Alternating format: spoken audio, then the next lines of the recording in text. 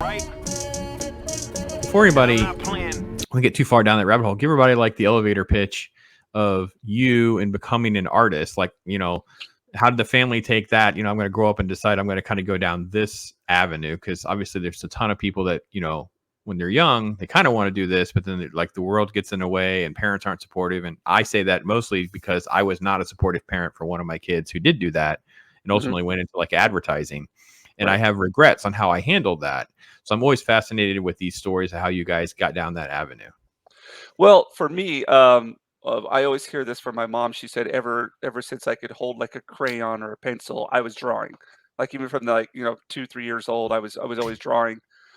And the one point in my life where I remembered, it was a specific point, third grade elementary school.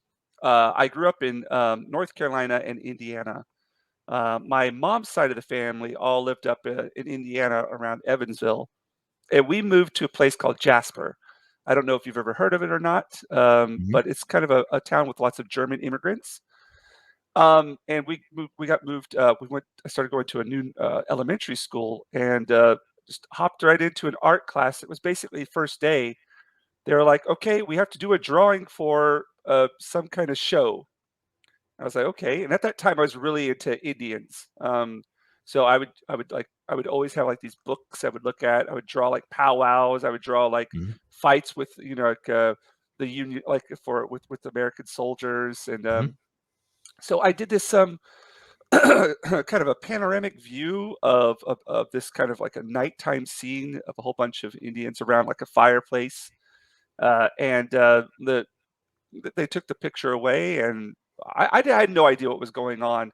And I believe it was like the next week or so, my art teacher, who was a very strict art teacher, she's like, none of you got any kind of prizes or anything. All of you, you did horrible. And then she's like, except for you. I was like, huh? And it was me. And she's like, you got like a big prize. I was like, a prize for doing artwork? What is this all about?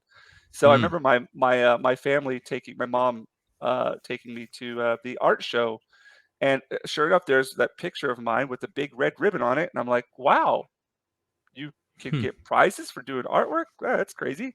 And so it's basically from that point on, I was like, you know what? I want to be an artist. That's all I've ever wanted to be. I couldn't be in the military because I had flat feet. So I was just like, from that point on, yeah, it was like just full on, ready to be an artist. And that's where it basically originated from. That's where it all started. My parents were completely supportive of me, but not in a very obvious way. Mm. Um, my father, who unfortunately passed away, oh, geez, how long has it been? 12, 13 years ago? Maybe more than that. I'm horrible with time. You get to a certain age and 5 years becomes 1 year. You But don't have to tell me, bro. It only gets worse. I wish I could tell you it gets better. Yeah, I'm ahead of you a no, few years, as you can tell. And let me tell you, it only keeps getting worse.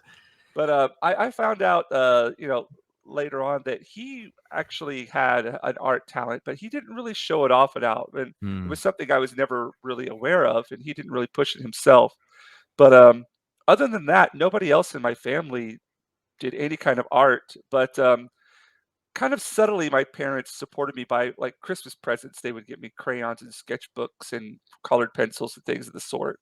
And I didn't know it at the time, but they were subtly supporting my love for art. And that just continued throughout the years. Never really wavered from it. I remember in junior high school, especially junior high school and high school, I'd come home from school and just go straight right into my bedroom, pop out my Spider-Man comics, my Mm. X-Men comics. Um, I would, copy a bit here and there. But the thing that I never really loved copying characters. I never really got into that. What I loved more was creating my own stuff. So I Mm. would like draw these robots. I got like really, really influenced by RoboCop when I was a kid, Batman 1989. Um, so I'd make my own mecha, my own robots. I'd make all my own characters who would have fights with other characters. I would have like death counts, injury counts, which team won, make up Yeah. flags, just all that kind of stuff that I used to do. Um, unfortunately, whenever I got to, I don't want to say unfortunately, we've all got our paths that go round and round. But I got into college. I went to East Carolina University, and I majored in graphic design, or sorry, communication arts with concentration in illustration. And I kind of lost, I think it was around the early 2000s, I lost my love for comics. I Hmm. think what it was there was a big like change in art style. And for me, I'm kind of the person that I will buy a comic just because it looks good. I don't Mhm. care if the story is good or not. If it looks beautiful, pretty, I will buy it because Child of the 90s right there. exactly, exactly. Because I was like, wow, look at these pictures. Oh, yeah. Child of the It's 90s. just amazing. And then it started getting a little bit funky, and it wasn't my style anymore. And I just kind of like lost that love for it. But yeah, like so during college, I just kind of veered off that path. I stopped doing that, and it was at points, you would have conversation with other people, like at art school, and they were like, illustration actually really isn't art. There was always that debate. It was just ridiculous. But I kind of lost that love for comics, and I would almost feel guilty. I would sit down and want to draw them sometimes, but like, is that real art? Or are you doing this just, Mm. you know what I mean? It They was got in your horrible. head a little bit Yeah, too. it got into Yeah, my making head, it definitely. worse. Making it Yep. worse. Yeah. And but I would meet people along the way, and I would see comic book artists, and I think one thing that really helped. I'm sorry, if you ask me one question, I could talk for like an No, you're hour. fine. I'm going to get you here in a minute. We'll put a pin in. You're good. You're fine. I Yeah, understand. This is it the life was story. We got the whole thing. This will be the clip that this is a clip that you can share, like his story. There you go. it was at I did the 6 year the 4 year the 6 year 4 year plan, if you know what I mean. I was Yeah, I'm supposed to fine. be in 4 years, but I studied abroad in Japan for a year, and that kind of put me behind with all my credits. So I ended up studying 6 years instead of four. But it was good because my fifth year, was it my fifth or my sixth?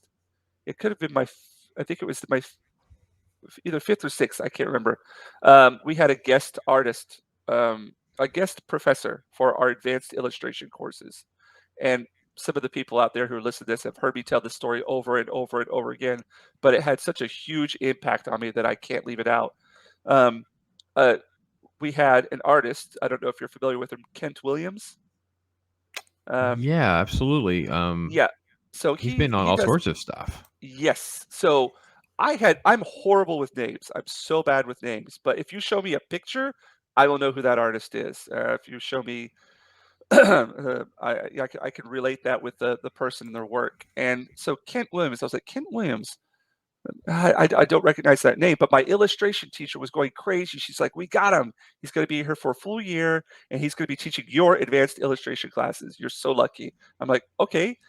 And then he comes in and does his portfolio. He shows us a portfolio on the what should we call it? Yeah, whatever, the screen. um, and he's going through all of his work. He's done work for Playboy. He's done work for all these like other kinds of publications. And he's like, I also do work for comics as well. I was like, ooh, really? And at that time, I was at 1994 Fleer Ultra X-Men cards Hmm. were Yep. like my He's favorite. he's he's got some. And that was my favorite one. It was like him with, well, one of them is Wolverine with Lady Deathstrike, and Mm. I loved that card because it was so unique and it was so loose, but it had this really raw feel to it. I was like, wow, this is so interesting, and I kind of kept that one separate from everything else because I really liked it. And sure, lo and behold, on while he's doing it, like on the projector, that image pops up. I'm like, holy! Like, I don't know how you are Yep. with cursing on your, but like, Oh yeah, we do a little PG-13. So yeah, okay, cool, cool, sorry cool. about Yeah. that. All Yeah, right. No, that's okay. I'll you're keep it fine. that way. But holy Batman. No, I'm fine. This is the image. Let me see if I got it both ways because he has it. Yeah. Yeah, okay. This is Yeah. the image that you're talking about. Trying to get it to. I can't get it to freaking zoom though. I get it like it's blurry because Oh, it's like a card. So right, this right. yeah. Hang on here. This will work good enough. No problem. He has a I always say his name wrong. Bill Senkovich. Is that how you say his name? Bill Yeah, Senkovich? I always get his name wrong too. I always want to say Sankovic. Yeah. I think it's um, Senkovich. He has a okay. style that is different, a little Yes. off, Yes. Yep. and yet it's also it's a lot of movement And it's also like it to me, it's always raises curiosity. Like, what am I looking at here? I call it the Exactly. lean in Yeah. factor. I call it a lean in. Like, am I looking at? Do I see his abs? Do I look at? Am I Exactly. seeing? Yeah. And it's just there's something so cool about being able to make that happen. I, So that was I the picture of the Wolverine card. I think it's the one you're talking about, or Well, one there of was them. actually a different one. Yeah, that one and the one with the Lady Deathstrike as well. The two of them fight, Oh, but okay. you don't have to pop that up. That's fine.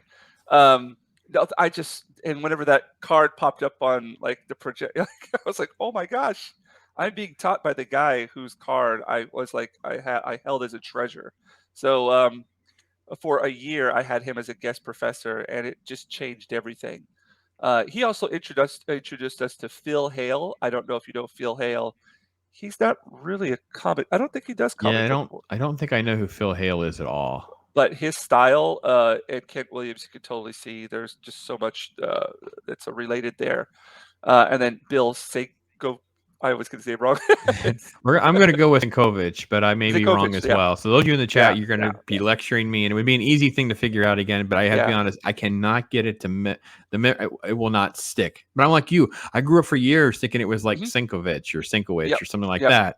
I had these comic books. His Batman 400 is one of my right. favorite comic books of all time with that cover, and it's like I may have been saying his name wrong this whole time. That's sad. I'm I sorry know. about that, dude. Yeah. Anyway. I don't think they'll hold us against it, especially when you got so many consonants and vowels in one name. Yeah, so he probably had it his whole life too. Yeah, So you have this great inspiration by yeah. Kent Williams. Uh-huh. Now you've also like been validated. Like I can be an illustrator, I can do art, but I also can Exactly, treat exactly, comic books as being a legit media, exactly. whereas other art's not. By the way, I Yep, get it all the time. Growing up yeah, in this type of stuff, and then of course getting into yeah, like being a movie critic. I'd go to right. film festivals, and then you have film festival snobs who are mad because there's stuff. Mhm, It's mhm. like so I've always had this battle of judgment, and I still get it. Oh, yeah. Oh, definitely. I've fallen down the well of Indian cinema here recently, reviewing a lot of movies, Uh-huh. and half of them are like, "Well, you shouldn't watch that one. It's too cultural. You won't like it." Blah blah blah. I'm like, "Wow. How about I judge for myself? How about Exactly. we, Mhm. yeah, open mindedness." So, Yep. Yep. do you kind of immediately start thinking about comic books in that way, or it's like I got to make a living first, or how do you kind of balance that scale? Because that's one of the struggles when you come out of that college area into the world. So for me, I whenever I went out of college, I came straight to Japan, not through art, but through a thing called the JET program, Japan Exchange Teaching. Basically, I went to Osaka for a year, and I took a couple of years of Japanese, and also did a Japanese course in Tokyo for 3 months, I think it was. So I got a position as we call it the coordinator of international relations, and I worked in a town of about 6,000 people, average age around 66 years old. uh, and so I didn't really like. I got out of college, and it would have been great to keep the ball rolling and get a job that was related to art, but I was just like ready to get back to Japan again. So I had my eyes set on that, and that was a great way to get here. But I had the opportunity to keep on. So it was in a really beautiful rural area, and I was just surrounded by lots of nature. So I wasn't doing the comic book thing. I was doing more fine art. I would do illustrations here and there, but I was doing like landscapes, fine art, and I taught some classes there as well. I did that for 3 years, and then I moved, and then I moved to a different city.